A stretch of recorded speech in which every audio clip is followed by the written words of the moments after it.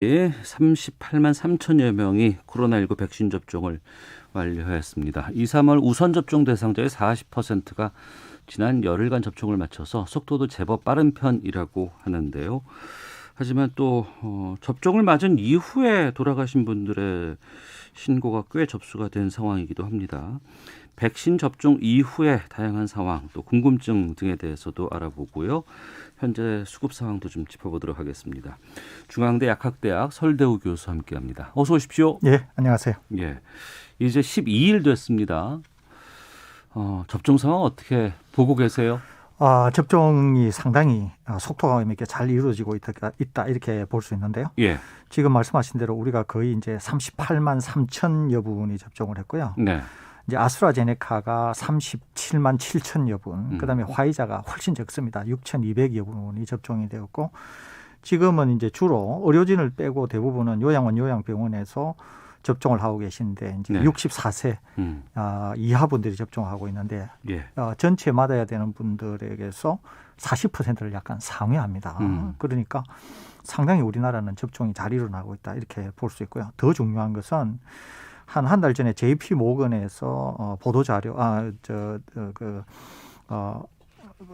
자료를 하나 냈는데 네. 그게 전 세계 확진자의 중에서 입원하는 사람의 절반 이상, 그다음에 사망자의 80% 이상이 65세 이상이다 이렇게 얘기를 했거든요. 예. 그럴 정도로 65세 이상의 분들이 이제 초고위험군이다 이렇게 볼 수 있는 거죠. 그러니까 조만간 우리에게서 65세 이상 아스트라제네카 접종 권고가 나오게 될 경우에는 예. 아마 성인 이후 2주 이내에 요양원, 요양병원에 계신 연령에 상관없이 거의 모든 분들, 90% 이상 분들이 접종을 하게 될 경우에는 상당히 이분들을 안전하게 네. 보호할 수 있다 이렇게 볼 수 있는 것이거든요. 그렇기 때문에 우리나라는 상당히 속도감 있게 지금 현재 잘 진행 중이다 이렇게 볼 수 있겠습니다. 예. 인터넷에 저 백신 접종했습니다라고 이제 후기 올려주시는 분들 글을 봤어요. 젊은 분들도 계시고 좀 50대 이후에 계신 분들도 계시는데 좀 아프다더라, 열감이 난다더라, 그리고 통증이 좀 꽤 있던데요. 뭐 이런 얘기들 하거든요. 어떻습니까? 이거는 매우 정상적입니다. 이제 백신이라고 하는 일종의 몸으로 봐서는 이 물질이 우리 몸을 도발하게 되면 우리 몸이 거기에 반응을 하게 되는 거거든요. 그러니까 백신 약은 우리 몸에 들어오면 이게 우리 몸에 이물질이 들어온 거잖아요. 그렇습니다. 예. 그러는데 이제 많은 분들이 우리가 이제 자꾸 경증 부작용 또 중증 부작용 이렇게 얘기하니까 부작용하고 네.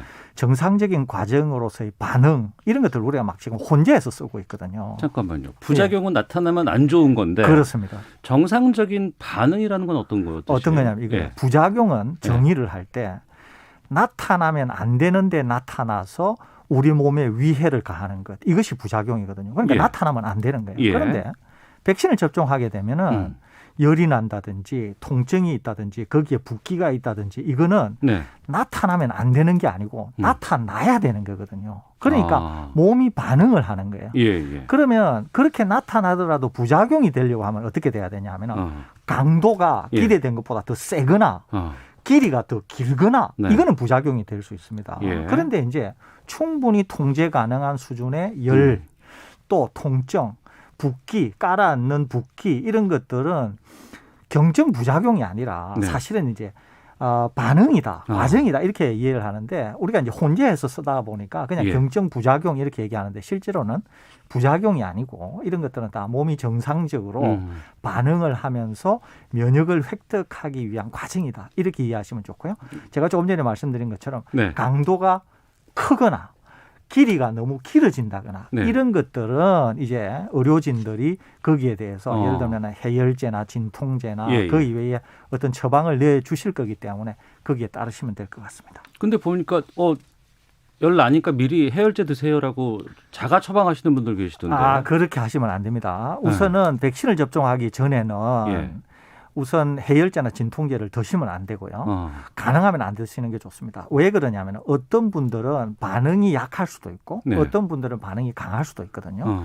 강한 분들은 의료진들이 해열 진통제 드시기를 권고하거든요. 이때도 크게 해열 진통제가 두 종류가 있다고 보시면 돼요. 그중에 이제 아세트아미노펜 계열인 해열 진통제가 있어요. 이제 의사분들이 권하는 해열 진통제가 있습니다. 이건 드시면 네.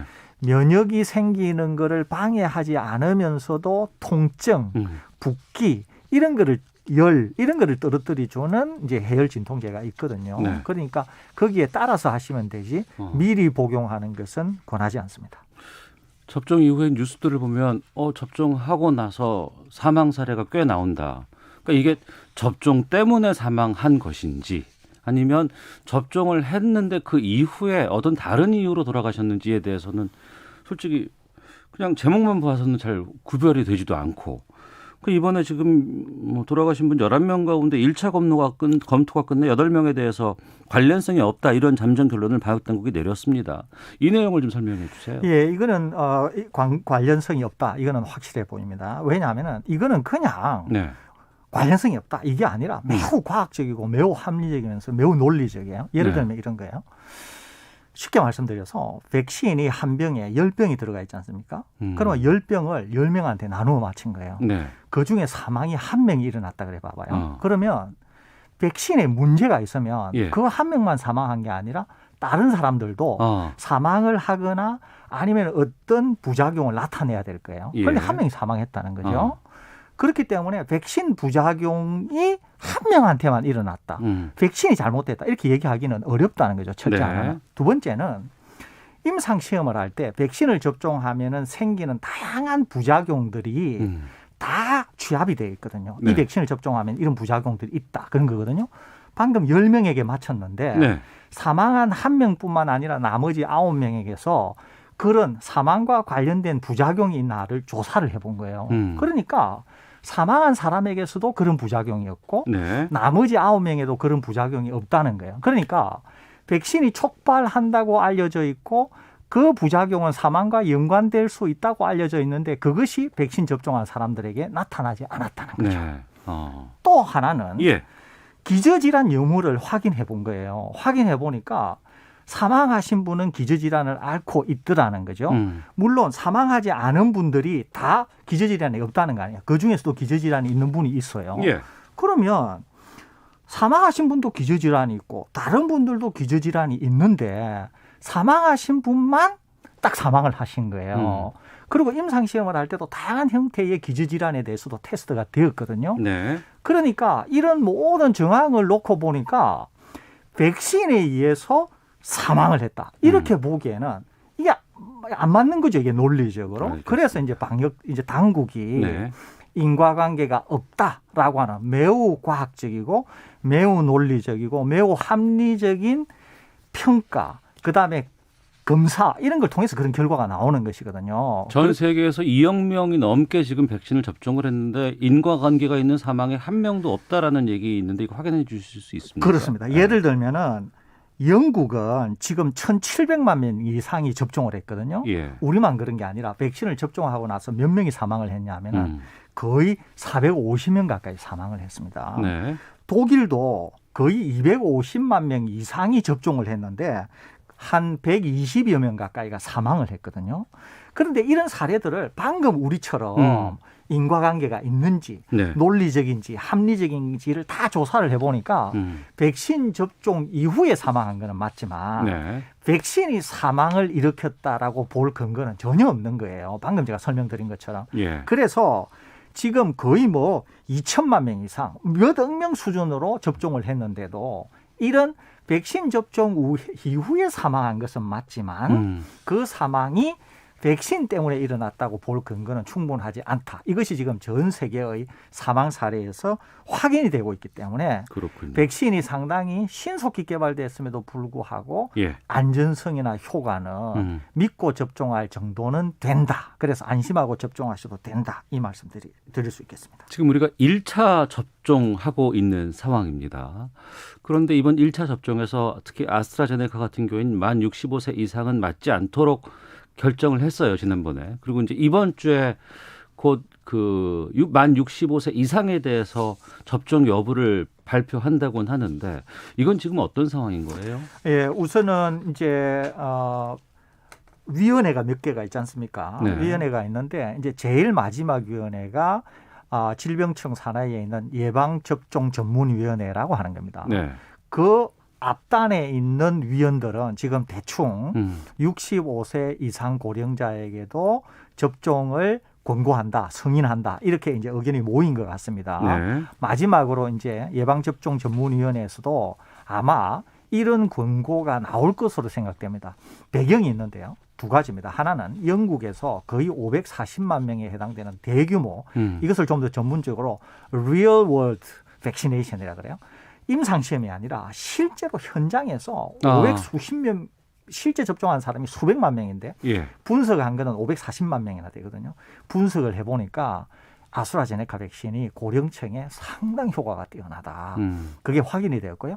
또 아스트라제네카 백신이 문제가 됐는데 그 문제를 촉발한 국가가 독일입니다. 독일. 네. 독일이 데이터가 적어서 고령자에게 접종이 좀 꺼려진다. 네. 이것이 이제 확대 재생산이 되면서 독일, 프랑스, 벨기에 등등에서 유럽 국가들이 고령층 접종을 안 하게 되었던 것이거든요. 그런데 이제 데이터가 나오니까 네. 독일이 먼저 180도 입장을 선회를 했습니다. 그러면서 65세 이상 고령자 접종한다.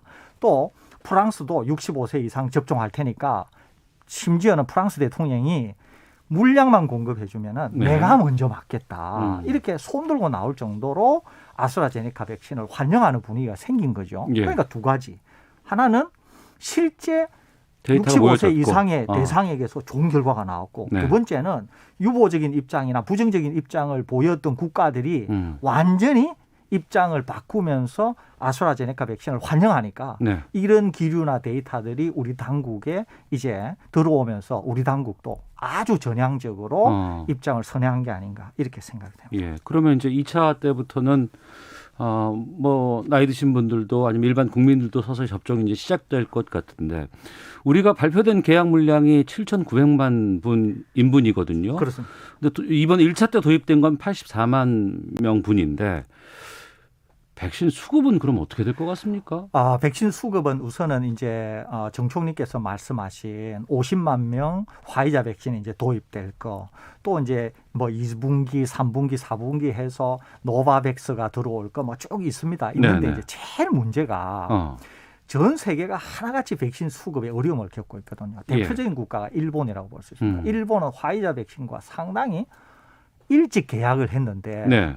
백신이 안 들어와 가지고 지금 접종이 제대로 안 되고 있거든요. 예. 그런데 우리가 화이자보다 늦게 계약을 했는데 화이자 입장에서 일본을 빼고 한국에 공급한다고 하는 이것도 또 국제적으로 문제를 일으킬 수가 있는 것이거든요. 사실은. 예. 그러니까 이런 어떤 역학관계가 있어요. 그런데 더 중요한 것은 뭐냐면은 아스트라제네카 백신은 안전하면서도 좋은 백신인데 국내에서 생산을 하고 있다는 거예요. 심지어는 네네. 오늘 어떤 다른 국가가 한국에서 생산한 SK 아스트라제네카 백신을 대거 이란이죠. 네. 이란이 수백만 명분을 이제 수입하기로 하지 않았습니까? 예. 결정이 된 거거든요. 그것처럼 아스트라제네카 백신이 좋은 백신인데 우리 땅에서 생산하니까 이것은 우리 정부 당국과 아스트라제네카 측이 추가 협상만 하게 되면 얼마든지 추가 도입도 가능하고 예. 신속 도입도 가능하다 이렇게 볼 수 있는 것이거든요. 그렇기 때문에 다른 백신도 정부에서 얘기한 것처럼 순차적으로 들어오겠지만 네.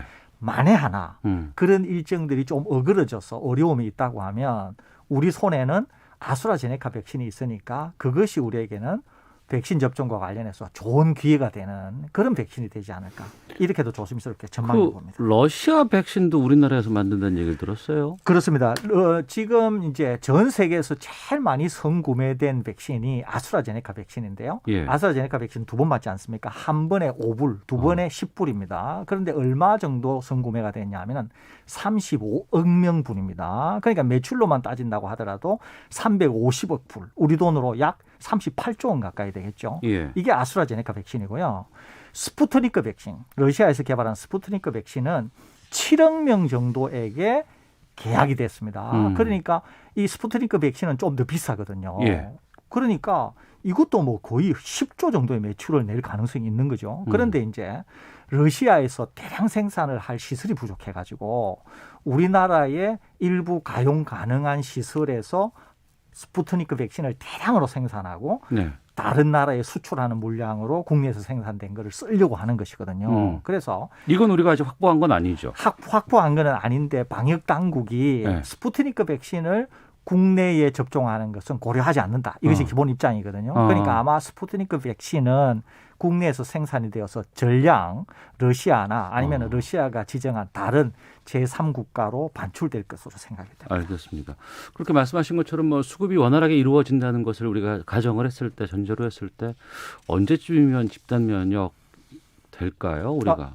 이제 제일 중요한 게 네. 이제 백신의 공급인데요. 네. 백신의 공급이 원활하다. 우리가 원하는 타이밍에 우리가 원하는 만큼 물량이 공급된다고 할 때 네.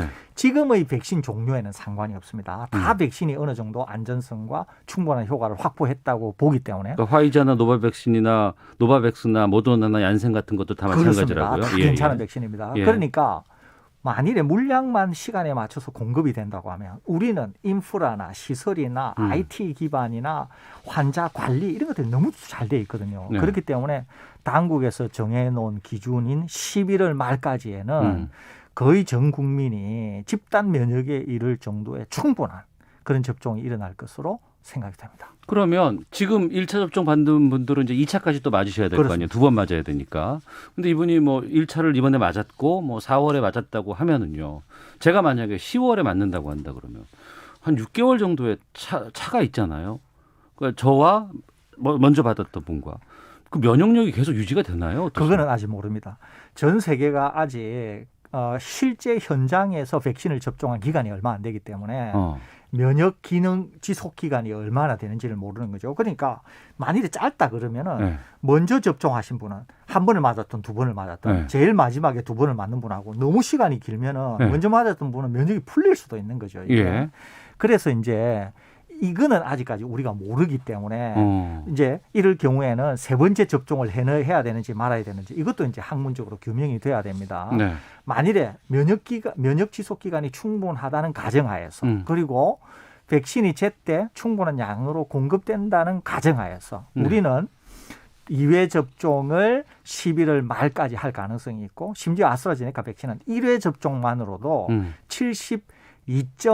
76% 정도 되는 상당히 높은 보호 효과가 있거든요. 네. 그렇기 때문에 심지어는 1회 접종만 하더라도 그렇기 때문에 우리는 11월 말까지 정해놓은 기간 동안에 충분한 그런 집단 면역에 가까운 내지는 집단 면역을 달성하는 국가가 되지 않을까 생각이 됩니다. 알겠습니다. 중요한 건 수급 상황이 아닌가 싶은 생각이 드네요. 자, 여기까지 말씀 듣겠습니다. 중앙대학교의 설대우 교수와 함께했습니다. 말씀 고맙습니다. 예, 감사합니다.